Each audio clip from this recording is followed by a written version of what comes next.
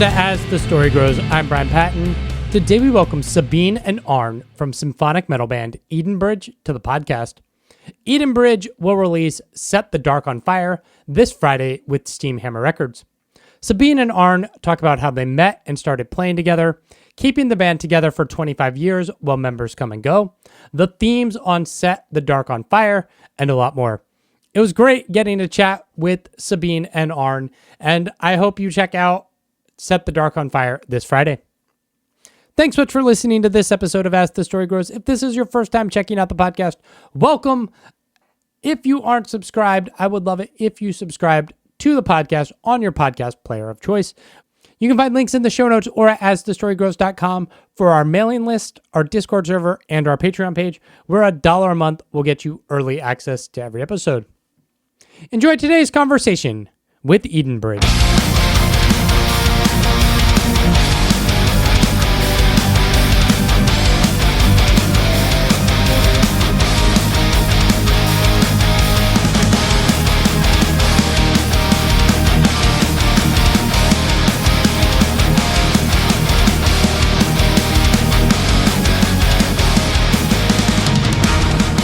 Is it better? Yeah, good. Always the same kind of Not problem. always, but sometimes. Yeah, it's technology, the internet. It's always crazy, and you're just like, you hope it works, right? There's an ocean between us and more. So it's a miracle that this even gets to happen, right? Absolutely. Where do you come from exactly? Washington, D.C. All right, so it's 6 hours time difference. Yeah. Should be 10 in the morning. Yeah. It is. It is. Yep. Earliest time I'm available. This is a question I had. You guys have been a band so long and you've seen the music industry change and technology change. Like, how much has doing press shifted for you over these last, 20 years or so?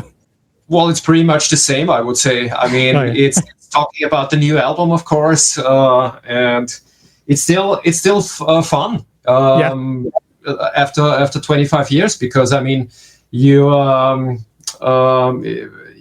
still there to promote the album, which is important, of course, and it's fun to speak about it. So and it's also interesting to get the first feedbacks, because the others don't have listened to it. So I'm very curious what's going on, and it's nice to hear some feedbacks.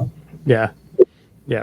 We don't need to do a full history deep dive of the band, but just like a quick overview. How did you two meet, and what was the moment where you were like, we should make music together? Well, we met actually in 1995 for the first time, and we had a pre-project band that was called Cascade. Okay. And in 1996, Sabine joined this project, and this was pretty much just the pre-start of the band Edenbridge, which then formated in 1998. And I think in 98 we recorded the first demos and for the album Sunrise in Eden, our debut. Yeah. And then in 2000, end of 99, we signed our first record deal, and then everything started and catapulted us from 0 to 100. Yeah. Yeah, that's cool. What was, I don't know, whether it was the metal scene in Austria or other bands or things that were influencing you when you got started? Well, good question. Influences in the early days. I mean, I was always influenced by classical music because I grew up with classical music. I started playing piano at the age of 7, and then took classical lessons for 12 years, and then learned bass and guitar by my own, and then studied rock guitar for a year, made a diploma, and as a teenager, I discovered hard rock and metal, and from the point I started to write songs, I always wanted to combine the classical influences I had with the metal influences, of course. Yeah. So I think it was pretty much the foundation was laid early, where the road would lead us in the end. Yeah. Yeah. Sabine, what about you as a vocalist? I know, vocalists in these symphonic power metal bands come from all sorts of backgrounds that aren't necessarily metal, and you kind of just accidentally end up here sometimes. Yeah, I started singing in the choir when I was a child, and I loved singing together with my mother. I played the guitar, and then I had the idea to join into a band, and I found a all-girl band, but where I wanted to be as a singer, but there was a singer, and so I had to play the guitar. Yeah. Yeah. Actually, the singer was very bad in this band. She was good. And therefore we had a concert outside. It was just a small thing, because we normally played in a small club, in a more pub. And there, when we came back from the concert, I met him, and I gave him my telephone number for taking some. But he asked for your influences. Guitar lessons. Yeah. But he didn't learn me the guitar lessons. My influences, I loved very different style of music. Rock and pop, of course, at that time, but also country and folk songs, like Celtic style and something like this. Very bright. And later on, when I left the band, the old girl band, I started with lessons with a private teacher. And then I was making a big step forward, and this was the beginning. But I don't really have this kind of idols or something like this. Always was watching on and by myself what is going on, and I loved to feel this expression, and I always tried to be unique. In a unique style. Yes. Yeah. My background is like, death metal, black metal, and it's only been in the last few years that I've really become a fan of symphonic metal, power metal, classical metal. But it's interesting. My daughter is, I guess she's 11 now, and whenever I listen to symphonic metal, she's like, "Oh, what's that? I like that." Where she has no interest in death metal and screaming, and it's just like she likes the vocalist. Even listening to the new record this morning before school, she was like, "Who's that? I like that." So it's cool that music like that can bridge people from across interests. Have you found that as a band?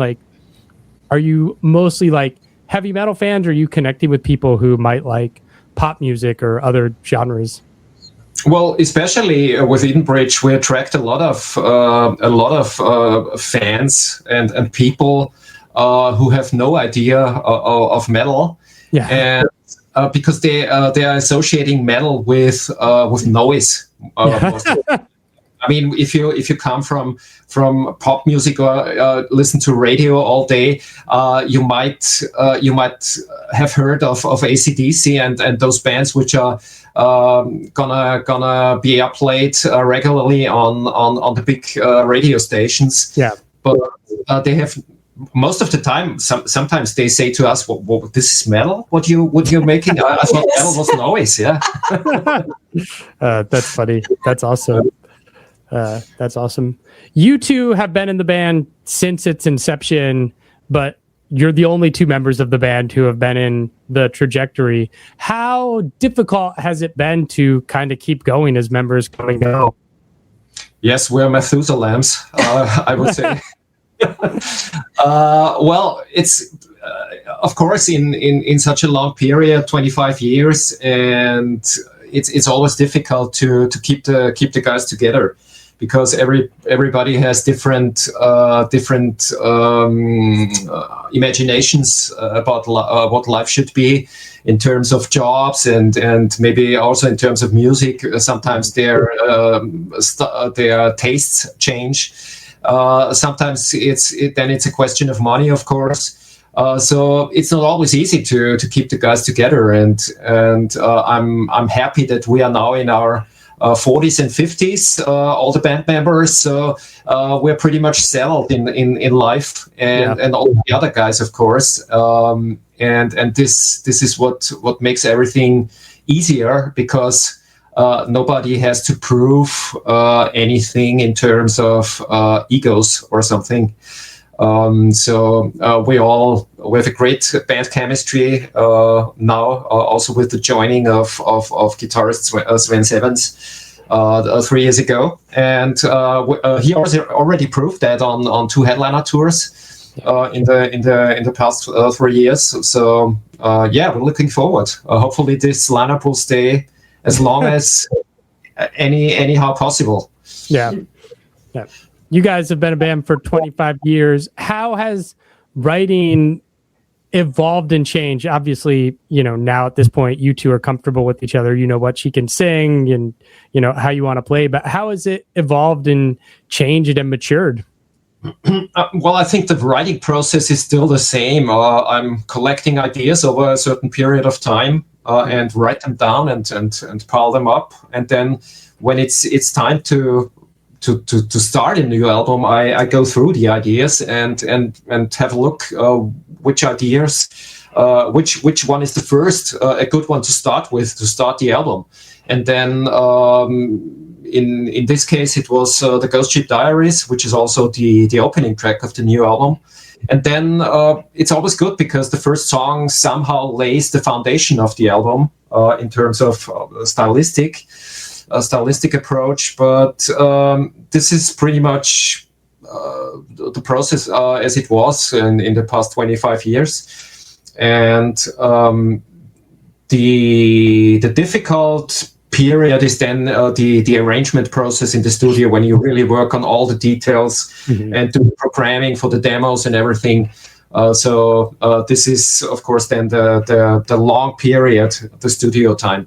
But this is also a time which makes incredible fun, of course, because there's the process of exploring and having a look for sounds, having a look for rhythmic grooves and everything. So this is still the exciting part of the business, I would say. Yeah. You guys have released the last few records on Steamhammer. How'd you get connected with them? Well, actually, the last album, Shangri-La, which released in 2022, was released by AFM Records. But AFM closed down in terms of they're just doing the back catalog, what they have. And so we were free again. And the first thing I did was to connect with Steamhammer again, and they came up with an offer within 30 minutes, which was great. It then took a little bit of time till we came together again, but here we are now. And I mean, we have been having a long working process with them from 2012 till 2021. We already were there, and so we know the people there, which is good, because there is no process of getting to know each other. So you can immediately start to work again on the promo, and it's good to be back.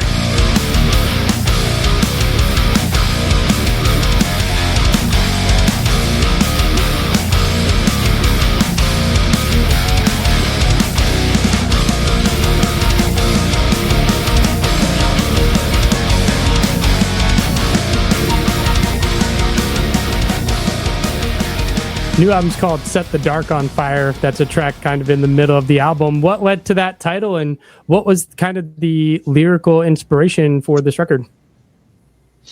Yeah, so we live in a time where collective shadows are becoming visible, and we welcome this with our album as our band. Welcome this. Only what comes to light can be seen, recognized, and consequently changed, of course, by everyone. And this is the idea behind. And yeah, Set the Dark on Fire, I think it's a powerful title. And it arose during the process. There was a second title. It was Spark of the Everflame, the title of the long track. Yeah. Then we put both titles into discussion, and it was a Everybody was clear this must be the title. Yeah. And we had the album cover pretty soon. At the end of 2024, Johannes, our drummer, did the album cover, and this was ready. And this also laid the foundation for everything else: the video clips and the artistic stylery of the album, the whole photo session. Everything was pretty much inspired by the artwork afterwards. Nice. Yeah, the artwork is quite stunning, and like it is definitely, I see it in the background there. It definitely like captures you. It's one of those records where you're like, oh, what is this? I want to listen to it. Thank you. Which is always like, I don't know. Maybe it's less important these days, but I don't know. I'm also in my 40s, so like the album cover matters. It's important, right? The package. Of course, it's an eye catcher. I mean, if you the pity is that we don't have the big record stores anymore, where you, especially if you had the vinyl and then you put it up on a shelf or something, and you just have a look at it. I mean, then it would be more impressive. But of course, I think album covers are still matters, and they still matter to metal fans. Of course, this is the good thing. Right? Yeah. Yeah. When you're going to write a record and approaching it from a lyrical standpoint, has your, whether it's evolved, are you trying to choose from like what's happening in this world or personal stuff, or sometimes you just want to write about like Lord of the Rings and Dungeons and Dragons? No, we never wrote about Dungeons and Dragons. We're not a metal band. This wouldn't suit our style, I would say. I mean, many bands are living this, driving this line. Mm-hmm. It's always different, but most of the time it is what the inspiration is bringing. Of course, we are not isolated from the world, so we are watching to it what's going on, and we are going into silence, and we are talking with other people, and something come in your mind, and this must be. And it's always when we're looking back, it's always the red line, and we didn't plan this, so it must be something higher inspiration, and that's always the perfect way to going in this process. Album's out next Friday. What's the plan for this year in terms of touring or shows? Yeah, next week, exactly 1 week is the album release. It's in Japan. It's 2 days before, because we signed a major deal with King Records over there in Japan. The first time we have a direct deal there in Japan. Yes. And first is the European tour in February and March. We're touring Austria, Germany, Switzerland, and the Netherlands. And then hopefully we have plans for things to come. It's too early to talk about, because as I said, it's planned. Working heavy on them, and hopefully a lot of good things will follow this year. Yeah. Are there specific places around the world that you found you've connected with better or differently in surprising ways? I think we always have a good connection to Asian countries, because we toured there a lot in the past. We We were in Korea twice, in China twice, in Taiwan, in Vietnam, in Indonesia. The only thing on the bucket list which is still missing is Japan. So I think this is especially my big dream to play there once. And I think with the direct release of the new album, chances might have become better now. Yeah. If not this year, maybe then next year. But I think Asia was always a good continent for us. Awesome. But it would be nice to come to the USA. It would be great. Yeah. Time. Mm-hmm. Yeah. We just have been to the 70,000 tons of metal, of course, 3 times, and it's great to be there. But it would be nice to go around a little bit on the countryside. Yeah.